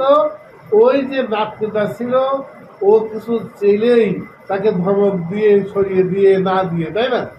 যে জমায় সে কিন্তু টাকার সঙ্গে সম্পর্ক গড়ে তোলে, এত কঠিন সম্পর্ক যে টাকা যেটা তার প্রয়োজন নেই, যে টাকাটা পুরা ফাঁকা, কাগজ বা পাথর, ওটাকেও সে বুকে ধরে ধরে আদর করে, তাই না? সেই পরিমাণে কিন্তু সে কঠোরতা করে সন্তানের সঙ্গে, স্ত্রীর সঙ্গে, এইটা কিন্তু দেবো না, বেরিয়ে যা সব, এই টাকাটা দেবো না, ঠিক না? সে কিন্তু দেখবো যে সারা লোকের দোষ দেয়, বেশি বেশি খেয়ে ফেলে, বেশি কাপড় চোপড় ছেড়ে বেশি খাবার খায়, তাই না? যে কৃপণ টাকা জমায় সে বেশি দোষ দেয় না? জি জিজ্ঞেস করে কেমন আছো, আর বলো না, আল্লাহ আল্লাহ আল্লাহ কারো দেখতে পাচ্ছে না, আমার দেখছে এরকম, হ্যাঁ আমার টাকা দেয় না, সে আল্লাহকেও দোষ দেয়, তাই না? ফকির আসছে, ওগুলো বিড়ি খায়, সিগারেট খায়, মানে ওর দোষ, ঠিক আছে, দেবো না। মানে কৃপণ যে মেলছে, জি তার মানে কৃপণ যে সে সম্পদের সঙ্গে অযৌক্তিক সম্পর্ক গড়ে তোলে, আর সেই সম্পর্কের কারণে সে নষ্ট করে সম্পর্ক কার সাথে, মানুষের সাথে। খেয়াল করেছে সেটা? জি যদি আমি একটা গল্প বই করেছি, উত্তম সঞ্চয়। এক ভাই টাকা জমায়, আর যে কেউ চাকরি আসে লবণ ঝাল ওই যে আমরা উদাল মাউদ দেয় না, বুঝেছো? ঝাল লবণ যাই চাই কি করে না, দেয় না। মানুষের সঙ্গে কোনো সম্পর্ক নেই, মানুষটাকে ঘৃণা করে। হ্যাঁ, আর সেও মানুষের খালি গালিমন্দ করে। হ্যাঁ, ওরা আমার তো সাথে আসে ফকির ফকির, ওরা হাত পারে এরকম, বুঝতে পেরেছো? আর কি করে জমা করে, বুঝতে পেরেছো? আর কি করে একজন ভাই কি করে, সে অতটা জমাই না, তরকারি কিছু মানুষের দেয়, কিছু খায়, কেউ কেউ সে চাকরি মানে কখনো বাকি দেয়, কখনো দান করে, বুঝতে পেরেছো? এখন এই ভাইটা একদম অসুস্থ হয়েছে, যে জবাই অসুস্থ হয়েছে, যে ভাইটা দান করে, যে ভাইটা মানুষকে দেখাশোনা করে, সে অসুস্থ হয়েছে। সারা লোক তার দেখতে এসছে, তাকে খোঁজখবর করেছে, এমনকি কেউ কেউ তাকে নিজের খরচে নিয়ে গিয়েছে হেকিমের কাছে, চিকিৎসা করিয়েছে। হ্যাঁ, বুঝতে পেরেছো? জি। তার সময় কাজে এসছে, কিন্তু ওই যে জমা করছিল আর সারা লোকের শরীর কি হয়েছে, বড় কি হয়েছে, সম্পর্ক খারাপ করছে। আর কি করেছে, রোবাজা তেল লোবাজা, মানে হামাজা ও লামাজা, সে খালি দই দিয়েছে আর খোঁচা মেরেছে, বুঝেছো? অমুক ভাবতাইরা ফকির দিক দেখে আসে, অমুক ফকির অন্তপরা, বুঝতে পেরেছো? তার কি হয়েছে, সম্পদের সঙ্গে সম্পর্ক করতে গিয়ে কি হয়েছে, মানুষের সাথে সম্পর্ক খারাপ করেছে। সম্পদ তার হারার মধ্যে পড়ে আছে বা ব্যাংকে পড়ে আছে, যে অসুস্থ হয়েছে তাকে যে এখনটা বুকে বুকে পাড়ি দেবে কেউ, কি দাঁতে খিল লাগিয়ে গিয়েছে ছোড়াবে লোক নেই, বুঝতে পেরেছো? মরে গেলে মাত্র সম্পদের তো কী কাজে আসবে? মানুষ বলে আমার সম্পদ আমার সম্পদ, তার সম্পদটা কই? যতটুকু সে খেয়েছে হজম হয়ে গিয়েছে, পড়েছে পুরনো হয়ে গিয়েছে, আর সাদা করেছে আল্লাহ কাছে জমা হয়ে গিয়েছে। তার বাইরে যা কিছু থাকবে তার মরার পরে পড়ে থাকবে পরের জন্য, ঠিক না? কি এটা রাসূলের হাদিস। তাহলে উত্তম সঞ্চয়টা কি করলো? ওই ভাইটা যে সবাইকে দান করেছে। যে মানুষের সঙ্গে সম্পর্ক করলো তার কিন্তু মুমিনদের অন্তরে, ভালো মানুষদের অন্তরে কিন্তু কিছু ভালো ভালো সম্পর্ক জমা হয়ে থাকলো, তাই না? ঠিক না? আর যে ভাড়ের মধ্যে টাকা জমা করলো তার সম্পর্ক হলো কিসের সাথে, টাকা ছিল। টাকার সাথে, কিন্তু নষ্ট হলো কোথায় কোথায়? তাহলে এই যে দুটো আয়াত আমি পড়লাম, এই দুটো আয়াতে এখন কি ব্যাখ্যাটা বুঝে আসছে? খুব ক্লিয়ারলি বুঝে আসছে না? একটা খুব শক্ত সুস্পষ্ট বড় একটা মেসেজ না? হ্যাঁ, এটাকে গুরুত্ব দিয়ে গ্রহণ করলে একটা ব্যক্তির জীবন ধন্য হয়ে যাবে না? শুধু আখিরাত না, তার দুনিয়াতেও লাভ হবে না? তার দুনিয়াতে সে তার সহযোগী, তার জন্য কাদার লোক পাবে। আর যে কৃপণ হবে সে কি দেখা যাচ্ছে তার টাকাও তার টাইম মতো কাজে আসবে না, আর মানুষ তাকে কি করবে না, পছন্দ করবে। হ্যাঁ।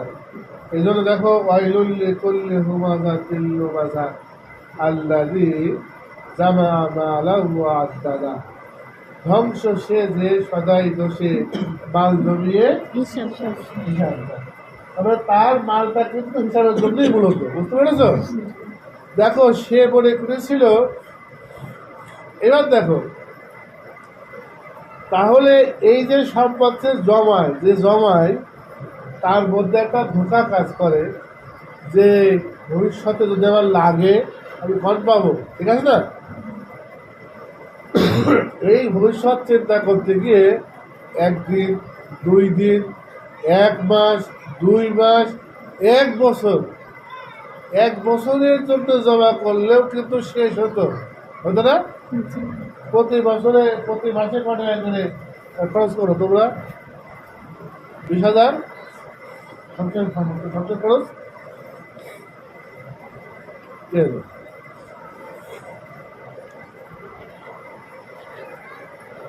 তাতে হয়তো বছর নাকি খরচ তো আপনার ছাত্ররা করে। সুন্দর, মাশাআল্লাহ, ভালো একটা হিসাব কেউ কখনো বলে না 15, 20, 10 নাকি জি, এমনই হবে। এরা হবে না জি। নাকি 50, 1 লাখ? না, আচ্ছা 1 লাখ তো নাই, তাই না? 1 লাখ না, 50,000 টাকাও না নাকি? তাহলে 10-20 এর ভিতরে। 10-20 এর মধ্যে থাকবে। যদি 20 হয় প্রতি মাসে, তাহলে দেখা যাচ্ছে যদি আমি 20 ধরলাম বলে ধরো, তাহলে এবারে বছরে আসছে মোটামুটি 2 লাখ মতো নাকি? বছর কত হয়েছে? 2,40,000। যদি কেউ 1 বছরের চিন্তাও করে তাও তো তার 2 লাখ টাকা জমা হয়ে গেলে পরে সে থাকতো নাকি? জি। তাহলে এই যে আমি সমস্যায় পড়লে কি করব, এই চিন্তা করতে গিয়ে যেন একেবারে রুগী হয়ে গেছে, হিস্টেরিয়া রুগী, মানে অনেক আছে যে চিন্তার রুগী হয়ে গেছে, গিয়ে আমার ছেলে কি খাবে, তার ছেলে কি খাবে, ঠিক না? জি। মনে হচ্ছে যেন সে রব হয়ে গেছে, মনে হচ্ছে না? মনে হচ্ছে না সে কি সবার বলে কি হয়েছে? এই শয়তানের ধোকা। দেখো কি মনে করে, এই দুনিয়াতে সে কিন্তু সম্পদ এমনভাবে জমা করে যেন মনে হয় সে দুনিয়ায় চিরকাল থাকবে, ঠিক না? কি মনে হয়? থাকবে। আল্লাহ সেটাই বলছেন, কেন করেছেন? সুন্দর হাদিস দিলে যাবে। আল্লাহ বলছেন ইয়াহসাবু আন্না মালাহু আখলাদা, সে মনে করছে কি যে আমার সম্পদ আমাকে দুনিয়ায় চিরকাল কি করবে। রাখবে।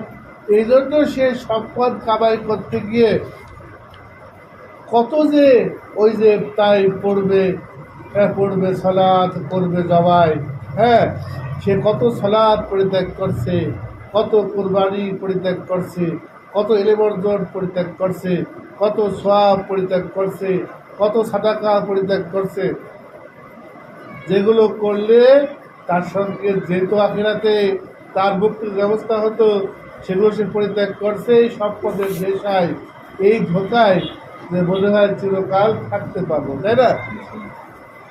কিন্তু শেষে কি হচ্ছে, সে ঠিকই মৃত্যুবরণ করছে এবং এই সম্পদের পেছনে সময় দিয়ে যা কিছু অন্যায় করেছে সেগুলোর কারণে সে জাহান্নামে কি হচ্ছে, বাসিন্দা হয়ে গেছে। বিক্ষিপ্ত হচ্ছে। দেখো কিন্তু তার লাভটা কি হলো? লাভের মধ্যে লাভ হলো কি আগুনে চলে যাওয়া, ঠিক না? ঠিক না? জি। আল্লাহ এটাই বলছেন যে ভাবছে মালে রাখবে ধরায়, না কবু রয় যাই হতা ভাই। কি বলছেন? সে ভাবছে তার সম্পদ তাকে কি করে, তাকে দুনিয়ায় ঠিকই রাখবে, কিন্তু সেটা কখনোই হবে না, বরং এই সম্পদ তাকে কোথায় ঢোকাবে? কামাই। কারণ এই সম্পদের হালালে ইনকাম হয়েছে কিনা। আর যখনই মাঝখানে মাঝে মাঝে ওই দুদক হিসাব দেওয়া শুরু করে, এমপিরা মন্ত্রীরা সম্পদ লুকিয়ে ফেলে। আজকে মার্কশিট হিসাব নেওয়ার সময় হলে পারে তাই সম্পদ লুকাতে হয়। যখন আলিমুল গায়েব হিসাব নেবেন তখন কে বসতে হবে,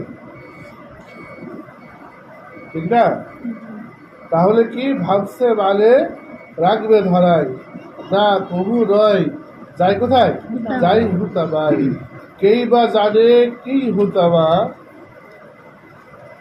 রবের জ্বালা আগুন খানা, মানে দারুল্লাহিল মুকাদা, আল্লাহর পক্ষ থেকে জ্বালানো একটা বিরাট আগুন, তার মানে একটা বিশেষ আগুন, তার তাপ বহুগুণ, বিরাট কঠিন।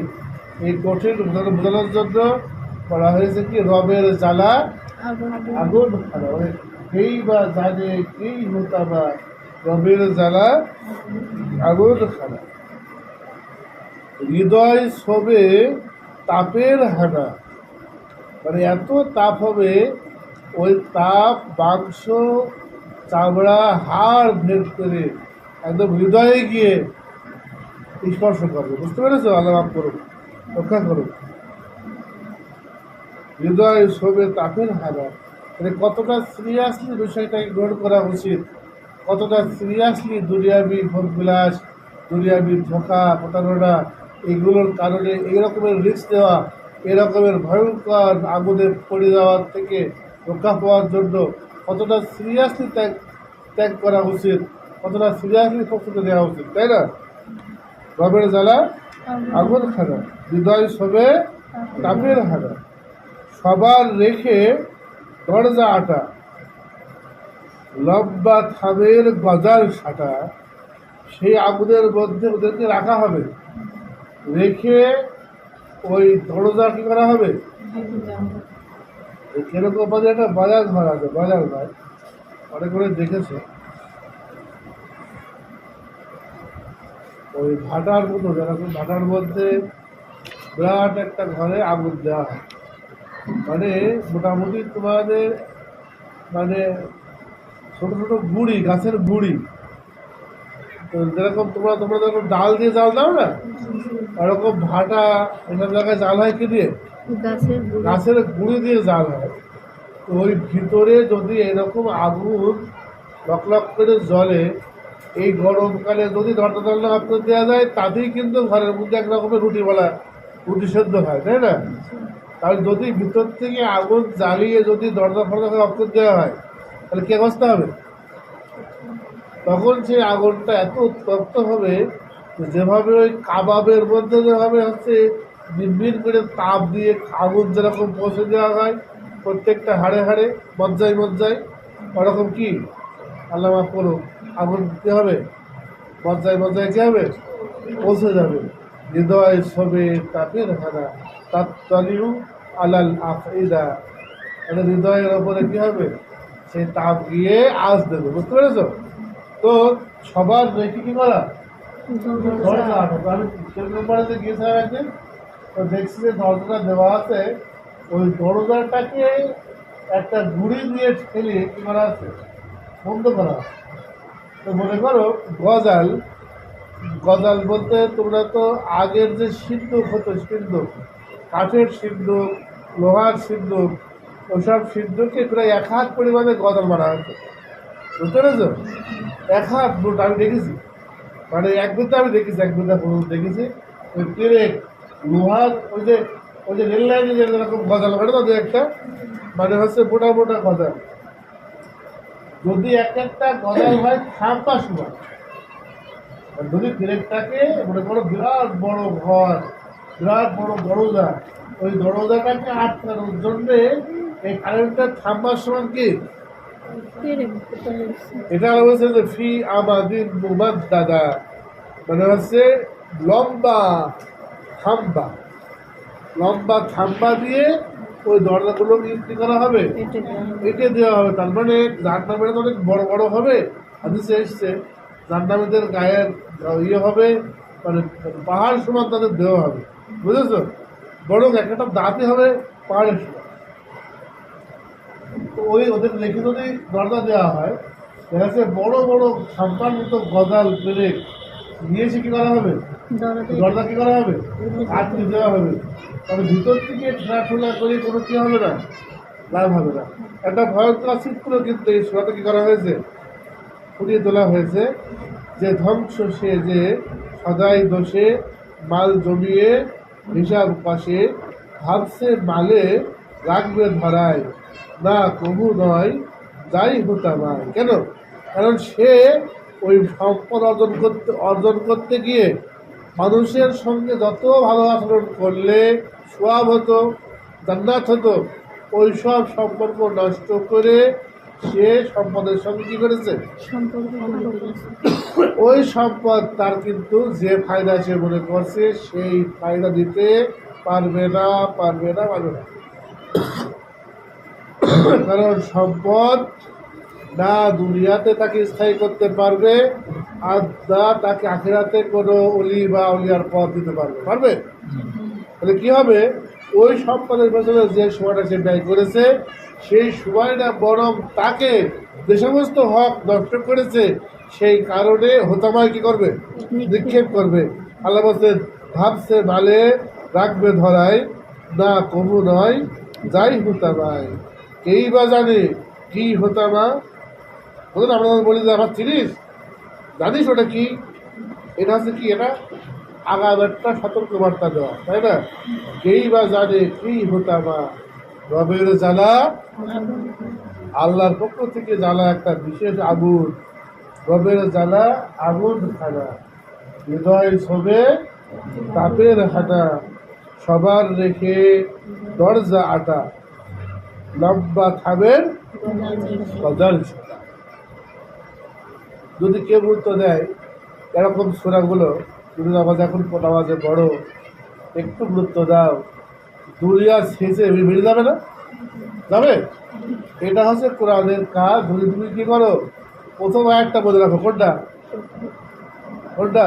ওয়াইলুল লিকুল্লি না না না ইন্নাহু লাকাউলুন কাউলুন হাসন আমা হুয়া বিল হাস এইটাকে আমাদের রাখলে পরে এই আয়াতগুলো কি হবে, তোমার কাজে আসবে, তোমার লাইফটা কি করবে, সুন্দর করে দেবে। তোমাকে রাখাই রাখবে না, আল্লাহ বান্দাকে রাখাই রাখবে না, তোমাকে অপমানিত হীন নিজ করে দেবে তা না, তোমাকে বরং সম্মানিত করবে, তোমাকে বরং সত্যিকারের কোনটার মূল্য আছে আর কোনটার মূল্য নেই তা বোঝাবে।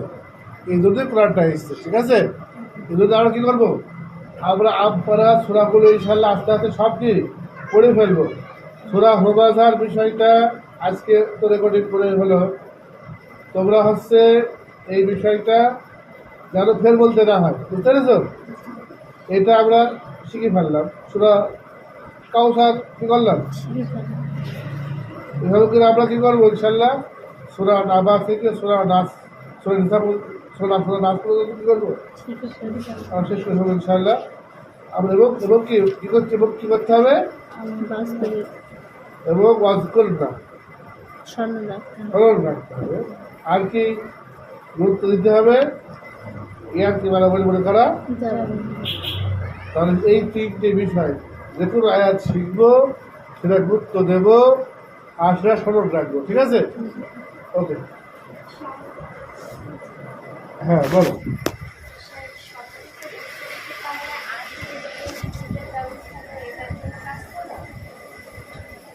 বুঝতে পারবে সবথেকে উত্তম সার্টিফিকেটের ব্যবস্থাটা মানে ওইটা কি মান তৈরি করাটাই ভালো না একদম দিনে দিনে আজকে আমি কী খাবো সেটা ব্যবস্থা করাই আসলে আলোচনা দ্বারা মানে করতে করতে মনে হয় এরকম যে